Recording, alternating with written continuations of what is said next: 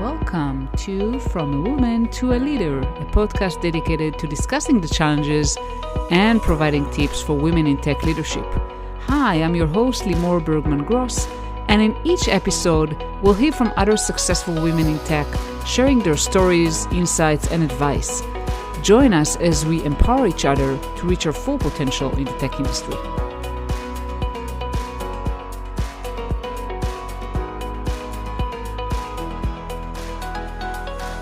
Hi, everyone, and welcome to another episode of From a Woman to a Leader. Today, I have a pleasure to have here today with me Jessica Jones, the CEO and Chief Creative Officer of the Code Group. And we're going to talk about authentic leadership, thriving as the only woman of color in the room. Hi, Jessica.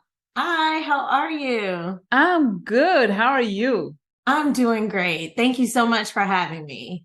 Yeah, thank you so much for being here. Before we start, if you want to introduce yourself, that would be great. Sure. Hello, everyone. My name is Jessica Jones. I'm the CEO and co-founder of the Code Group. We are a small business consulting firm based in the Washington, D.C. metro area.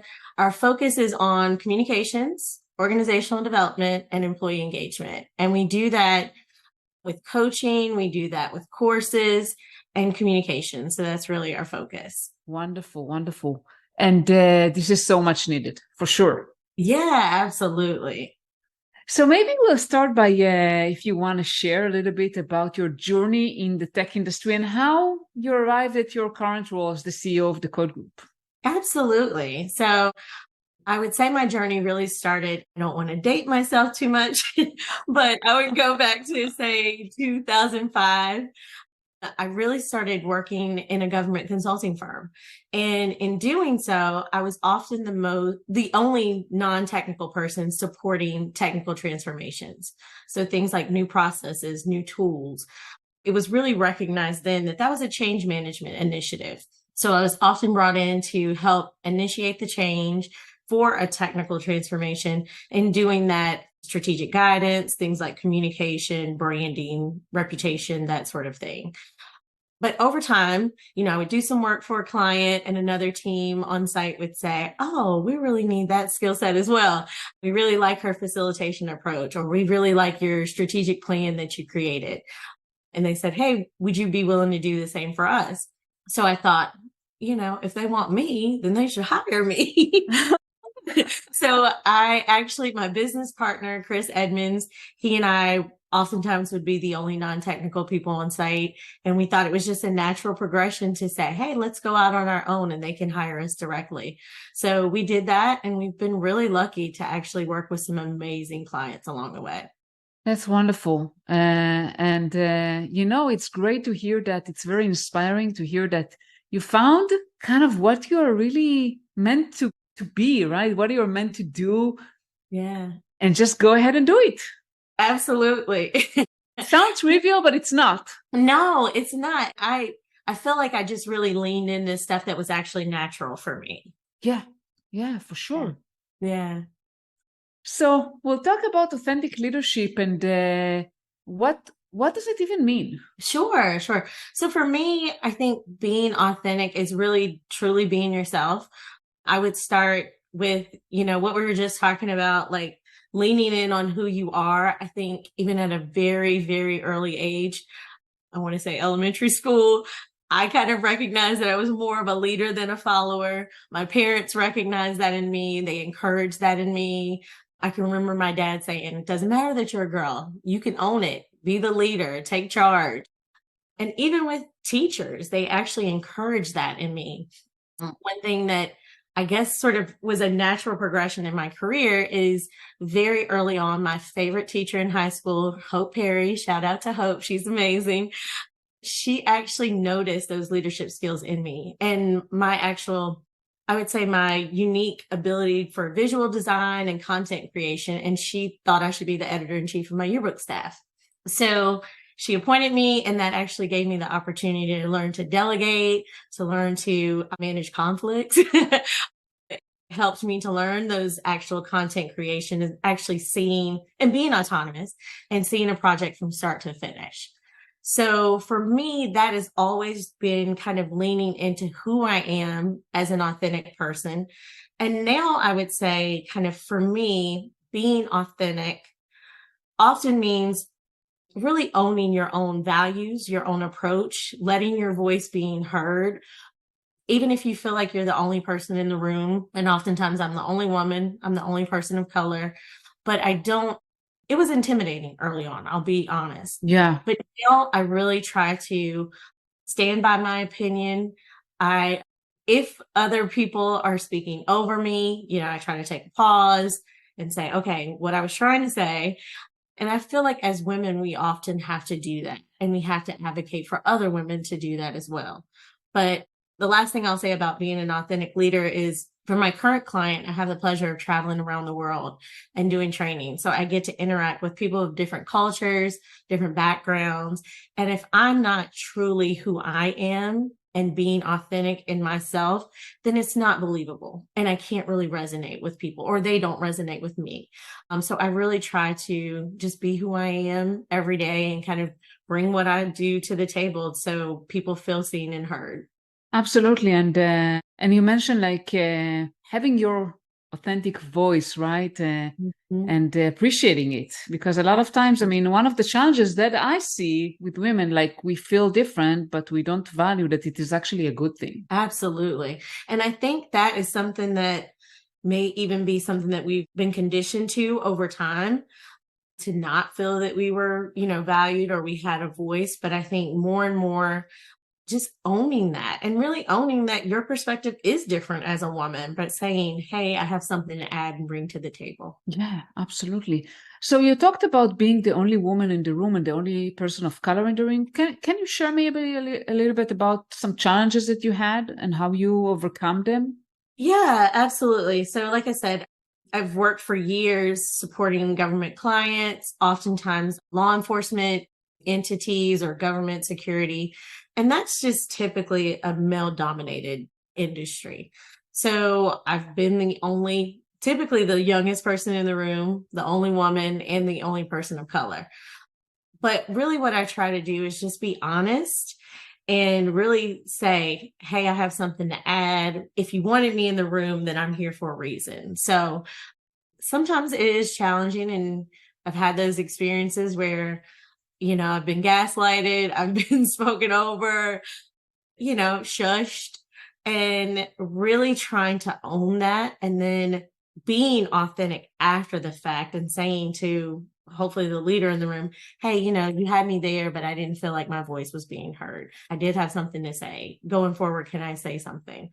So really being honest about it, even if it is challenging in the moment, but also in that moment, kind of owning it and really being confident in the room, owning that space, not cowering, not feeling like my opinion didn't matter, and really just kind of jumping in, if that makes sense. Yeah, that makes total sense. How do you do that without being seen as aggressive? One of my previous Mhm. guests, we talked about that. So how do you kind of be assertive and kind of own your place and say, my voice matter, I want to say what I have to say Yeah. without being perceived as aggressive? I think that's so difficult. That is a great question, because I find that for women, and especially, I mean, I can only speak as a woman of color, but I feel we're often labeled as being angry. We're often seen as being dramatic or emotional. And to be honest, I've heard that. And I really take that to heart. And I'm actually very offended when people say that. Just because I want to voice my opinion doesn't mean that it should be seen any differently because I'm a woman. But the way that I've tried to do that is to actually be non emotional in those moments and to say, just really speak up. It's easier said than done, but to say, I felt like you interrupted me a second ago. Can I finish what I was saying? It's really just having the confidence to speak up for yourself and really own that you have something important to say. Absolutely, yeah. And how do you kind of insert yourself into a conversation when in situations where it's really difficult, right? I mean, people are talking over each other, and I find it very difficult to kind of insert myself in situations where people don't give the space to anyone else to talk. Yeah. That's a great question. And yes, totally been there. Actually, years ago, I became a certified facilitator, and I learned I would say, the skill of a pause, and actually your body language and how you own it.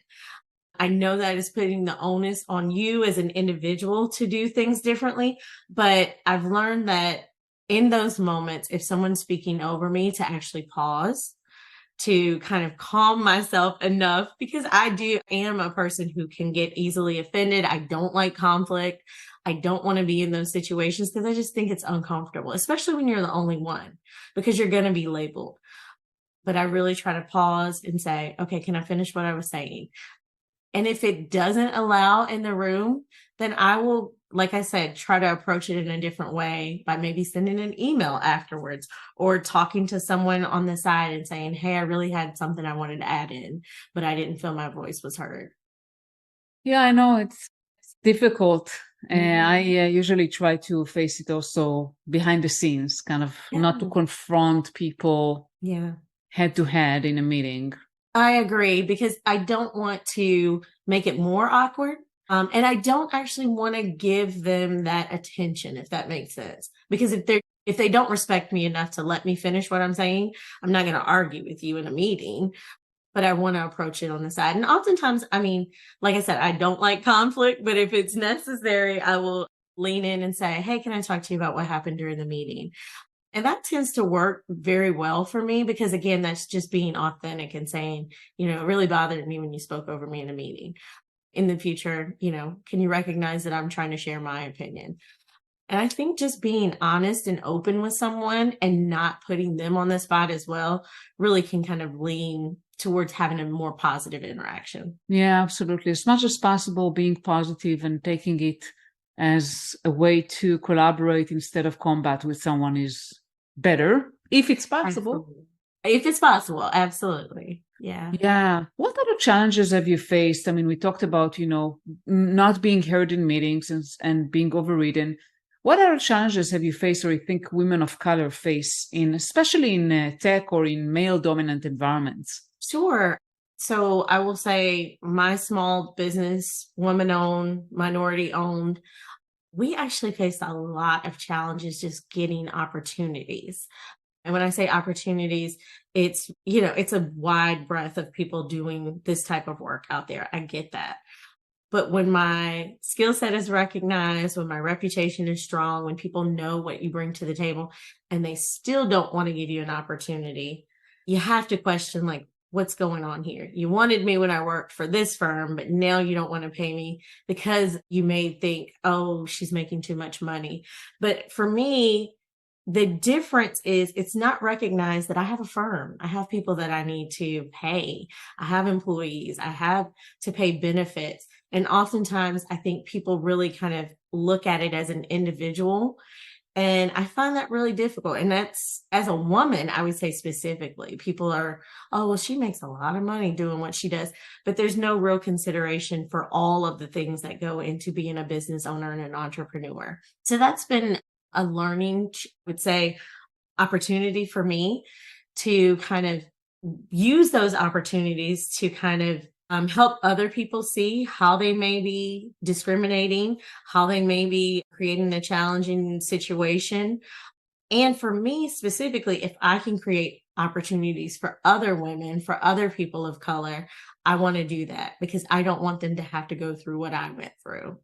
Absolutely. And can you share a little bit about that? About how do you empower women of color and support them? Yeah, absolutely. So I think most, I would say the best privilege that I have of being a business owner is actually bringing in other women, because I value kind of what we bring to the table. We have a different perspective. We have unique lens. The way we see the world is completely different.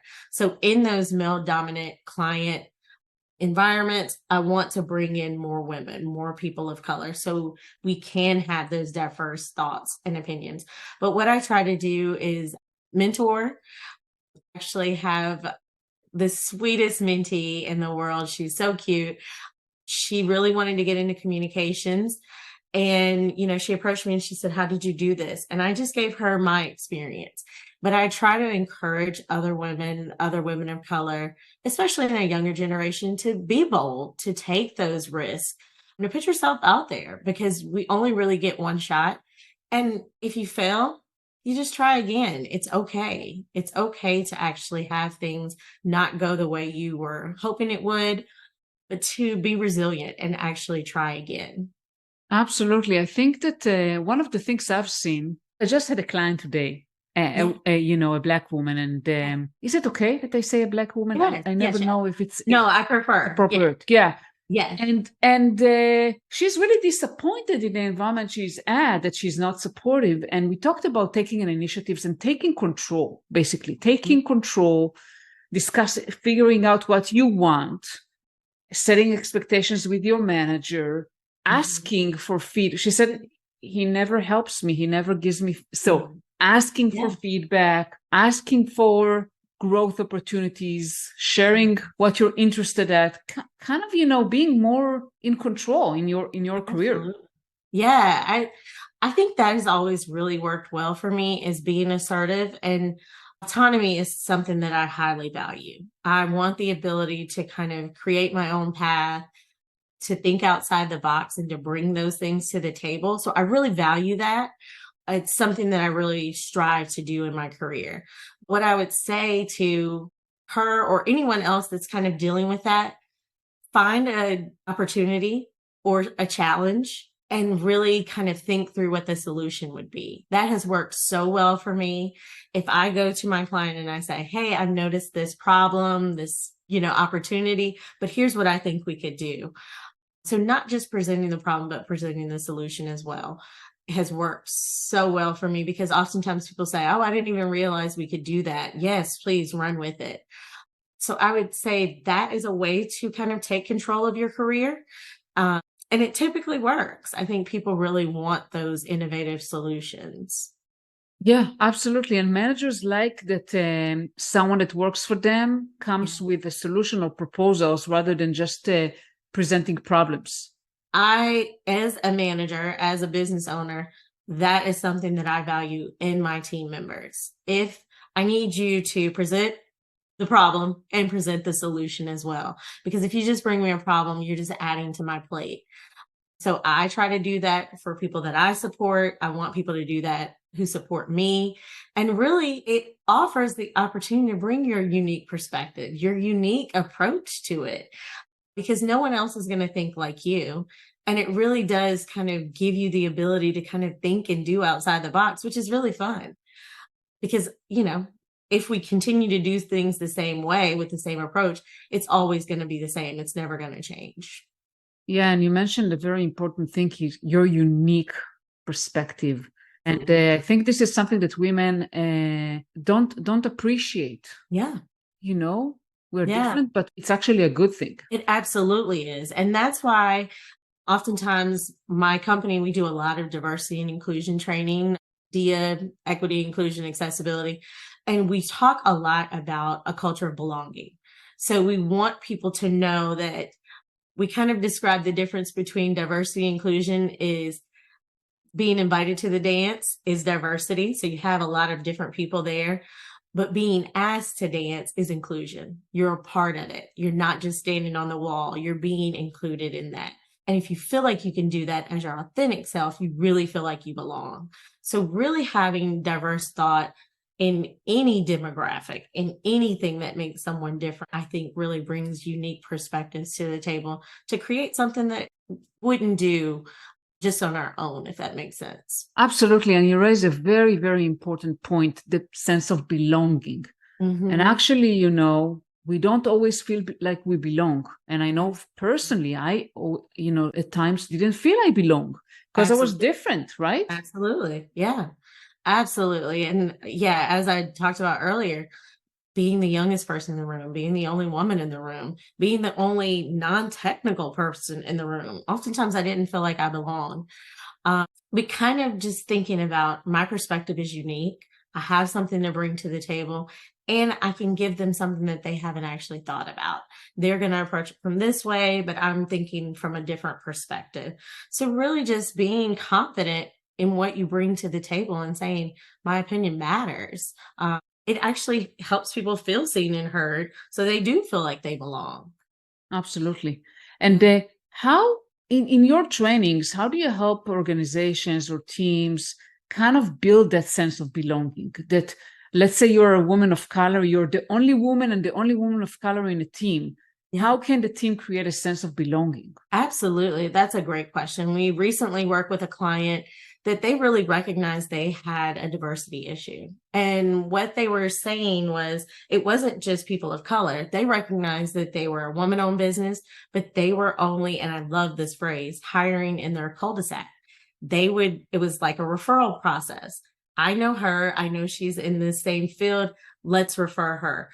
But they all started to look alike. And by look alike, I mean same demographic, around the same age, white females, same background, some same college, same experience, but you're not going to get that unique, diverse thought.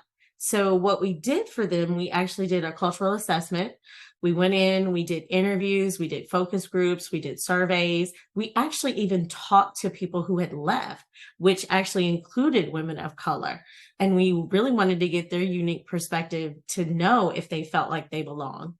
Luckily, and I think this is an attribute to that actual company, those women did feel like they belonged, but we found that the males didn't. So I think any situation where someone is the only or they're one of few, you're going to feel like there's some challenges there. So I would say the way we kind of identify those things through our cultural assessment, we then make findings and recommendations. And typically it's things like hiring practices, creating employee resource groups, how we are recruiting, how we actually do interview processes, because oftentimes things like, are they a great fit?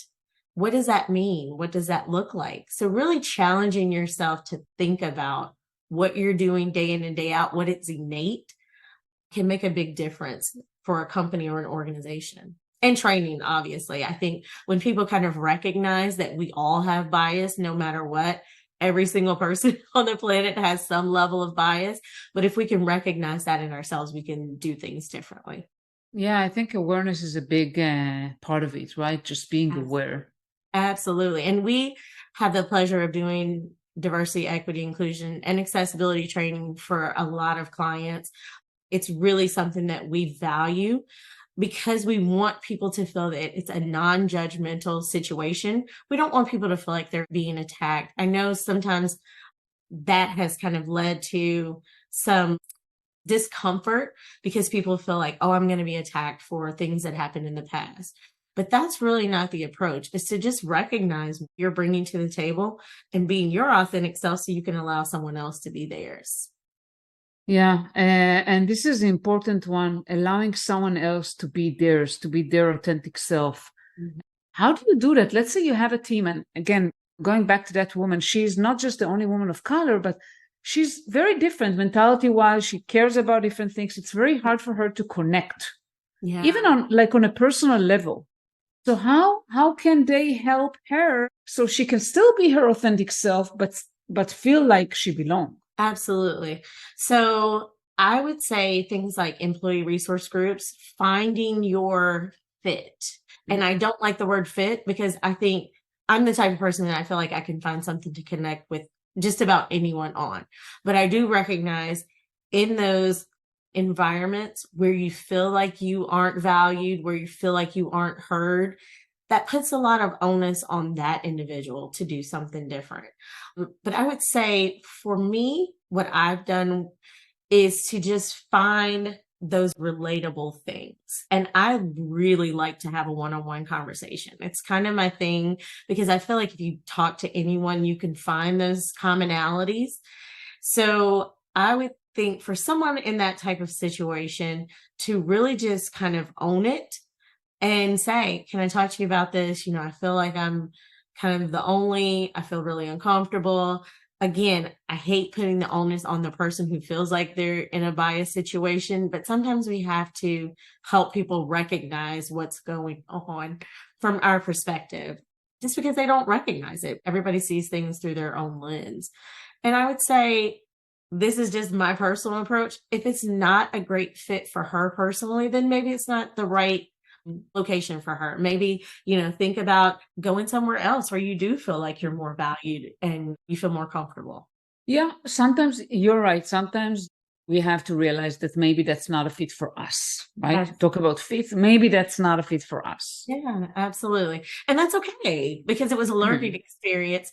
She got some unique, lessons learned, and she could do things differently. She kind of knows where she might want to look to join. She can do some, interesting background on different companies to work for. Yeah, for sure.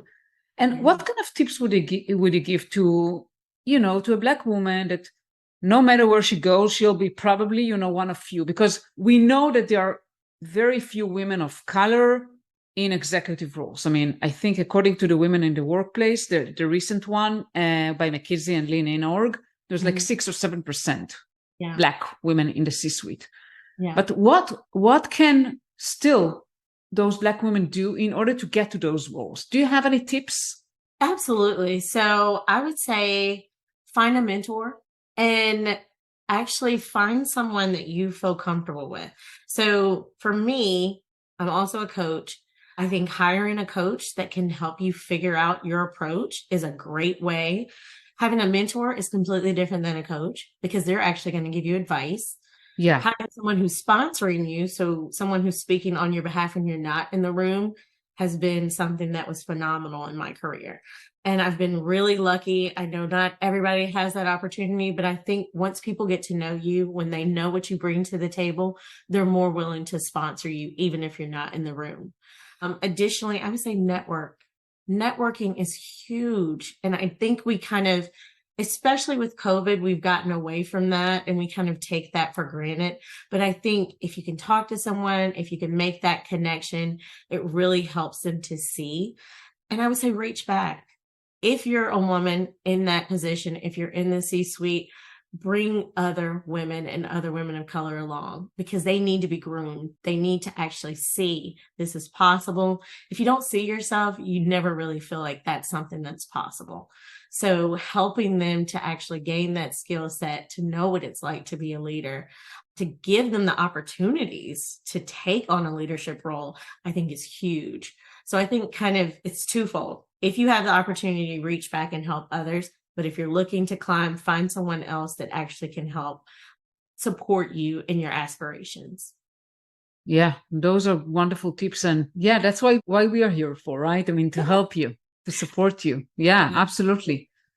By the way, any tips on finding sponsors? Because this is always like a tricky question that I'm being asked. That is such a tough thing, because I will own it. I've even struggled with that.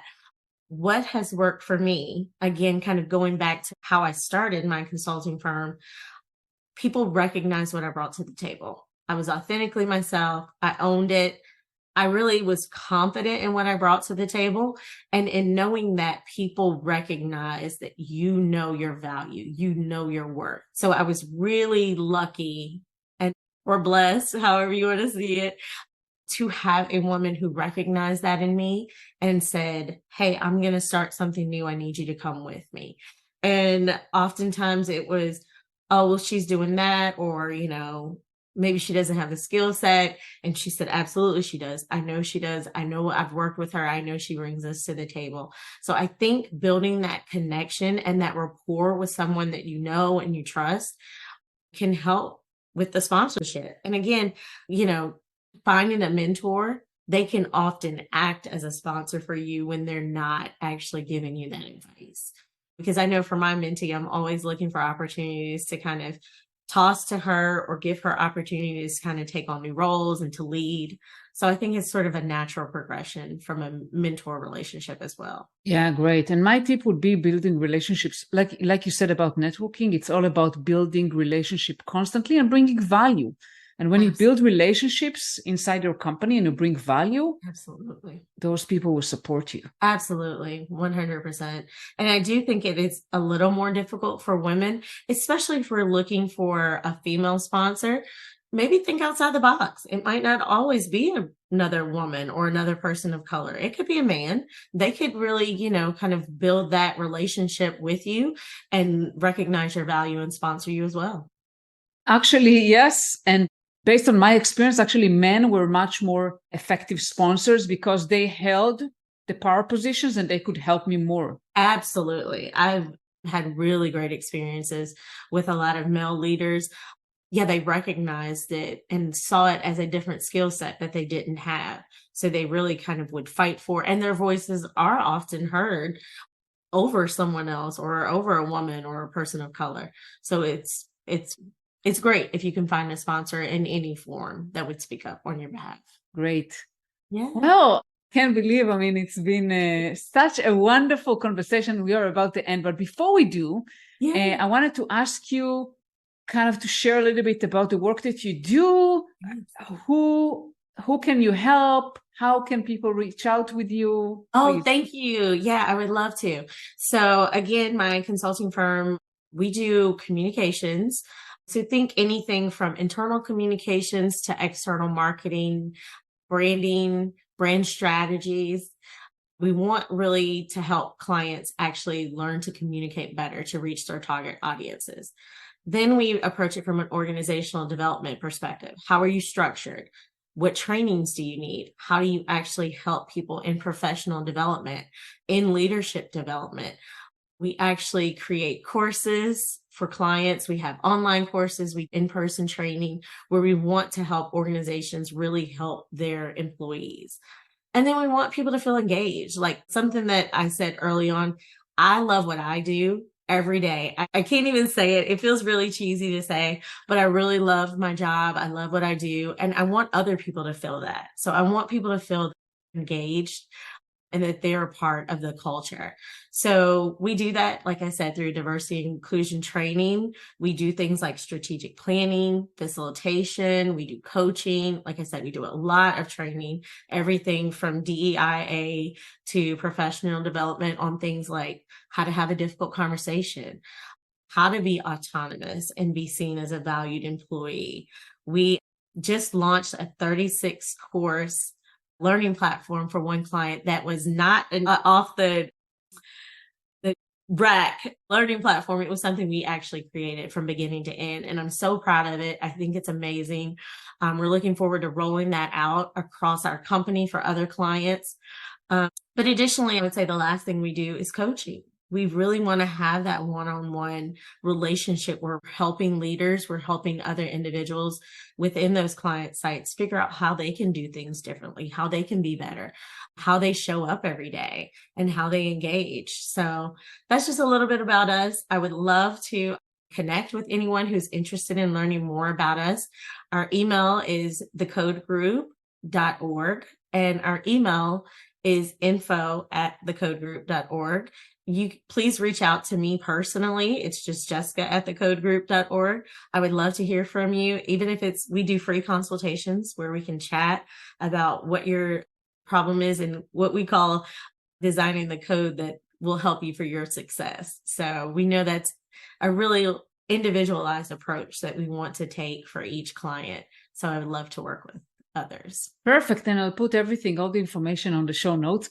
So thank you so much, Jessica, for being here today. It's been wonderful. Thank you. It was a pleasure. It was awesome to chat with you. And thank you for what you're doing to help women kind of move towards that leadership role, because we have that in us. We just need to lean into it. So thank you for your work as well. Yeah, absolutely. Thank you so much. Yeah. Have a great day. You too. Thank you for listening to another episode of From a Woman to a Leader. This is your host, Limor Bergman Gross, and I want to encourage you to reach out to me on LinkedIn, Limor Bergman, and let me know. What do you think about the episodes? Feel free also to comment on Apple Podcasts and tell me, what do you want me to talk about? Which guests do you want me to bring?